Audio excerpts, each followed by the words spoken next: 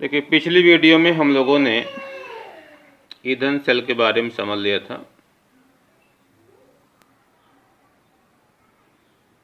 और ये भी हमने समझ लिया था कि ईंधन सेल जो होती है ये सीधे रासायनिक ऊर्जा को विद्युत ऊर्जा में बदल देती है और इसकी जो दक्षता होती है वो लगभग 70% होती है। इसको आप एनसीईआरटी में पढ़िएगा, लिखा भी है। यानी ये अधिकांश ऊर्जा को विद्युत ऊर्जा में बदलती है। अब हम लोग इस वीडियो में समझने जा रहे हैं संक्षारण। संक्षारण का मतलब सीधा सीधा होता है कि किसी धातु का नष्ट होना, बर्बाद होना। जैसे आपने देखा होगा, लोहे को अगर आप रख दीजिए तो उसमें जंग लग जाता है और वह कुछ देर के बाद ख़राब हो जाता है। या आप लोगों ने देखा होगा, तांबे के बर्तन जो होते हैं उस पर हरी हरी परत जम जाती है।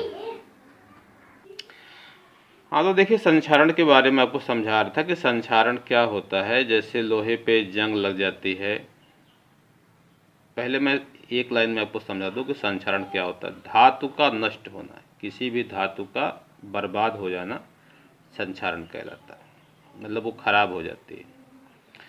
तो लोहा तो आपने देखा होगा कि अगर लोहे का सामान, लोहे की कील या कोई भी चीज़ अगर आप उसको ले आएँ और रख दें तो कुछ दिन के बाद उस पर धीरे धीरे जंग लग जाता है। तांबा का बर्तन देखा होगा, उस पर हरी हरी परत जम जाती है। या चांदी के जेवर वगैरह होते हैं, उस पर काली काली परत जम जाती है, काला हो जाता है। तो ये सारी चीज़ें जो है संक्षारण के अंतर्गत आती हैं। तो संक्षारण क्या होता है, इसको मैं अब देखिए लिखा हूँ, इसको समझा दे रहा हूँ। धातुओं का वायुमंडल के संपर्क से लिखना चाहिए था। धीरे धीरे अन्य अवांछित यौगिकों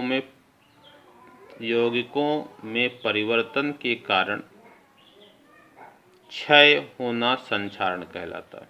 बात समझ में आ गई होगी। क्षय का मतलब होता है बर्बाद होना। तो धातु का वायुमंडल के संपर्क में आने से धीरे धीरे अवांछित यौगिकों में परिवर्तित होना। अवांछित का मतलब जिसकी ज़रूरत नहीं है, इच्छा के विरुद्ध। जैसे जो लोहा होता है, जब उस पर जंग लगता है तो लोहा कुछ दूसरे पदार्थ में, उसके ऑक्साइड में, उसके हाइड्रेट में बदल जाता है, जिसकी हमें ज़रूरत नहीं है, वो हमारे लिए फालतू की चीज़ है। तो इस पूरी प्रक्रिया को क्या कहेंगे? संक्षारण कहेंगे। जैसे लोहे पे जंग का लगना, इसको मैंने समझा दिया। संक्षारण, लोहे पे जंग का लगना क्या है? संक्षारण है। कॉपर की सतह पर हरे रंग की परत का जमना, ये भी आपने देखा होगा, तांबे के बर्तन पर हरी हरी परत जम जाती है। मुख्यतः संक्षारण एक वैद्युत रासायनिक परिघटना है। संक्षारण क्या है? एक विद्युत रासायनिक अभिक्रिया है। इसमें एक छोटी सी सेल बनती है, इलेक्ट्रोकेमिकल सेल बनती है। हम लोहे पर जंग लगने की घटना को समझ रहे हैं। यहाँ पर हम विशेष रूप से किसको समझेंगे? लोहे पे जंग कैसे लगता है, इसको समझेंगे। जब लोहे की सतह पर जल की बूंद कुछ समय तक रहती है, जैसे लोहा है और उस पर पानी की बूंद है, वो कुछ समय तक रहती है, तो आपको पता है कि वायुमंडल में कार्बन डाइऑक्साइड गैस होती है और वह गैस धीरे धीरे पानी की बूंद में क्या होती है? घुल जाती है। और घुलने के बाद क्या बनाती है? Carbonic acid. जिसको मैं आपको पिछले चैप्टर में जब पढ़ा रहा था हेनरी का नियम, तो मैंने आपको समझाया था कि जो सोडा वाटर की बोतल होती है उसमें कार्बन डाइऑक्साइड गैस ही घुली होती है और वह जल से विक्रिया करके क्या बनाती है? कार्बोनिक एसिड बनाती है। तो लोहे की सतह पर जब जल की बूंद कुछ समय तक रहती है तो वह वायुमंडल में उपस्थित CO2 से क्रिया करके H2CO3 बना लेती है। इसका नाम, H2CO3 का नाम क्या है? कार्बोनिक अम्ल बना लेती है। देखिए, उसकी रिएक्शन मैंने लिखा है, CO2 + H2O बराबर H2CO3, और H2CO3 एक एसिड है। जब उसका आयनन होगा तो 2H+ आयन और कार्बोनेट आयन बनेगा। तो ये दोनों रिएक्शन है। आप अगर समझ रहे हैं तो ठीक है, नहीं तो आप इसको याद रखिएगा। ये तो याद ही होनी चाहिए। कार्बन डाइऑक्साइड जो है H2O से विक्रिया करके क्या बनाती है, H2CO3 कार्बोनिक एसिड। जितनी भी इस तरीके के अधातुएं होती हैं उनके ऑक्साइड जल से विक्रिया करके अम्ल का निर्माण करते हैं। और अम्ल कोई भी हो, जब उसको हम जल में घोलते हैं तो H+ आयन बनाता है और एक ऋणायनिक भाग बनाता है। तो यहाँ क्या बनेगा, कार्बोनेट आयन। CO3-2 का नाम क्या है, कार्बोनेट आयन। लोहे की बनी किसी वस्तु के विशेष स्थान पर ऑक्सीकरण होता है। जैसे मान लीजिए कि एक बूंद पानी है, कहीं पर गिरा हुआ है, तो वो पानी क्या करेगा, पहले वायुमंडल से कार्बन डाइऑक्साइड को एब्जॉर्ब करेगा और बना लेगा कार्बोनिक एसिड। तो कार्बोनिक एसिड से क्या प्राप्त होगा, H+ आयन प्राप्त होगा। अब किसी स्थान पर जो लोहा है उसका क्या होता है, ऑक्सीकरण। ऑक्सीकरण का मतलब क्या होता है, वो इलेक्ट्रॉन को निकालकर धन आयन में परिवर्तित हो जाता है। और जिस स्थान पर या जिस इलेक्ट्रोड पर ऑक्सीकरण होता है उसे हम क्या कहते हैं, एनोड कहते हैं। तो लोहे की बनी किसी वस्तु के विशेष स्थान पर ऑक्सीकरण होता है, वह स्थान एनोड का कार्य करता है। इसे निम्नलिखित अभिक्रिया से व्यक्त किया जाता है। तो रिएक्शन क्या होती है, जो लोहा है, सॉलिड है, उसका एटम है, एक एटम 2 इलेक्ट्रॉन निकालेगा तो 2 एटम 4 इलेक्ट्रॉन निकालेंगे। और इसका जो मानक अपचयन विभव होता है वो -0.44 वोल्ट होता है। ये विद्युत रासायनिक श्रेणी में लिखा है, इसे आप देख सकते हैं। एनोड से प्राप्त इलेक्ट्रॉन धातु के माध्यम से दूसरे स्थान पर पहुंच जाते हैं। एनोड पर क्या होता है, जो लोहे का परमाणु है वह इलेक्ट्रॉनों को निकालता है और फेरस आयन में, Fe+2 का नाम क्या है, फेरस आयन में परिवर्तित हो जाता है। और इसका जो ये मानक अपचयन विभव है -0.44 वोल्ट होता है।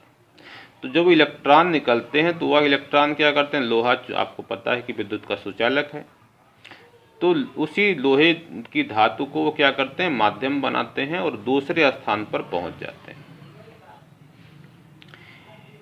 यह रिएक्शन उस स्थान पर नहीं होती है जहां पर पानी है। बात समझिएगा, ये उस स्थान पर होती है जहां पर पानी नहीं है।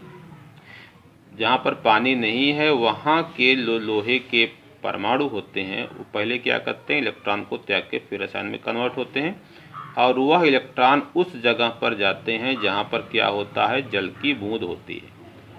और उस बूंद में क्या होते हैं, H+ आयन होते हैं। एनोड से प्राप्त इलेक्ट्रॉन धातु के माध्यम से दूसरे स्थान पर पहुंच जाते हैं, जो H+ आयन की उपस्थिति में ऑक्सीजन को अपचयित करते हैं। बात समझ में आ रही होगी। जहाँ पर पानी की बूंद है उस पानी की बूंद में क्या, H+ आयन है और इलेक्ट्रॉन वहाँ पे जा रहे हैं, तो वहाँ पर ऑक्सीजन को क्या करेंगे, अपचयित करते हैं, जिसकी अभिक्रिया निम्नलिखित है। तो वायुमंडल की ऑक्सीजन है और 4H+ आयन है, 4 इलेक्ट्रॉन है, तो H2H2O बनेगा, लिक्विड स्टेट में आएगा। इस रिएक्शन का जो E0 होता है वो 1.23 वोल्ट होता है। अब अगर दोनों शेल रिएक्शन को हम जोड़ें, देखिए एनोड की रिएक्शन ये है हमारी, इसमें 4 इलेक्ट्रॉन निकल रहे हैं। कैथोड की रिएक्शन है, इसमें 4 इलेक्ट्रॉनों का यूज़ हो रहा है, इलेक्ट्रॉन तो कट जाएंगे। तो यहाँ पर 2Fe सॉलिड है और यहाँ पर क्या है, O2 गैस है, 4H+ आयन है। ये कहाँ से आ रहे हैं, उसी कार्बोनिक एसिड से आ रहे हैं जो कार्बन डाइऑक्साइड गैस से बना है। क्या बनेगा, 2Fe+2, देखिए यहाँ से है, और उसके बाद 2H2। दोनों रिएक्शन को जोड़ेंगे, वही 4 इलेक्ट्रॉन कटेंगे और रिमेन रिएक्शन मिलेगी। और ये सेल रिएक्शन है। और इस सेल का विद्युत वाहक बल क्या होता है, आपको पता है कि विद्युत वाहक बल क्या होता है, E0 कैथोड -E0 एनोड। तो 1.23 माइनस 0.44, तो माइनस माइनस प्लस हो जाएगा, दोनों जुड़ जाएंगे, तो इसका विद्युत वाहक बल आएगा 1.67 वोल्ट। इस पर क्वेश्चन भी कई बार पूछे जा चुके हैं, तो इस रिएक्शन को ढंग से समझिएगा। बाद में Fe+2 यानी फेरस आयन वायुमंडलीय ऑक्सीजन से फेरिक आयन Fe3+ में ऑक्सीकृत हो जाता है और Fe2O3 का निर्माण होता है। बाद में जो वायुमंडल में उपस्थित ऑक्सीजन है उससे जो फेरस आयन है वो फेरिक आयन में ऑक्सीकृत होता है और क्या बनाता है, फेरिक ऑक्साइड, जो जल योजित होकर ये जो फेरिक ऑक्साइड होती है पानी को ऑब्जॉर्ब करती है, अवशोषित करती है और जंग का निर्माण करती है। तो जंग का जो फार्मूला होता है Fe2O3 इंटू XH2O। यक्स क्या है, यक्स की जगह पे 2 हो सकता है, 4 हो सकता है, यानी जंग में फेरिक ऑक्साइड का एक अणु कितने जल के अणुओं को एब्जॉर्ब करता है इसकी संख्या निश्चित नहीं है, कुछ अणुओं को एब्जॉर्ब कर सकता है। उसकी संख्या 2 भी हो सकती है, 4 भी हो सकती है, 6 भी हो सकती है, 10 भी हो सकती है। तो कुछ अणु जल को क्या करता है, एब्जॉर्ब करता है और वो जंग का निर्माण कर देता है। रिएक्शन भी मैंने नीचे लिख दिया है, 4Fe2 plus O2 4H2O 2Fe2O3 plus 8H plus ion, और ये जो Fe2O3 जिसका नाम फेरिक ऑक्साइड है ये जल के कुछ अणु को एब्जॉर्ब करेगा और वो क्या बना लेगा, जंग का निर्माण कर लेगा।